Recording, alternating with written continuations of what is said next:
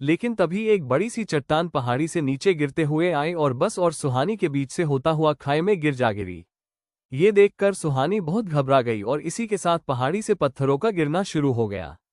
निशा और विवेक सुहानी को लाने के लिए बस के दरवाजे की तरफ भागे, लेकिन ड्राइवर ने बस को आगे बढ़ा दिया ताकि वो बस में बैठे हुए लोगों की जान बचा सके। उसके पास ऐसा करने के अलावा और कोई रास्ता नहीं था। वो एक स्टूडेंट की वजह से सारे स्टूडेंट्स की जान खतरे में नहीं डाल सकता था। अब सुहानी उस सड़क पर अकेली बची थी और सड़क से लगी पहाड़ी से बड़े बड़े पत्थर नीचे आ रहे थे। ये सब होते देखकर सुहानी बुरी तरह से घबरा गई और उसे समझ नहीं आ रहा था कि वो क्या करे। तभी उसे कुछ आवाज सुनाई दी और उसने नजर उठाकर आवाज की तरफ देखा। तभी सुहानी की नजर पहाड़ी से गिर रहे एक बड़े से पत्थर पर गई, जो तेजी से उसकी ही तरफ आ रहा था। वो पत्थर इतना बड़ा था कि आसानी से सुहानी को कुचलते हुए आगे निकल सकता था।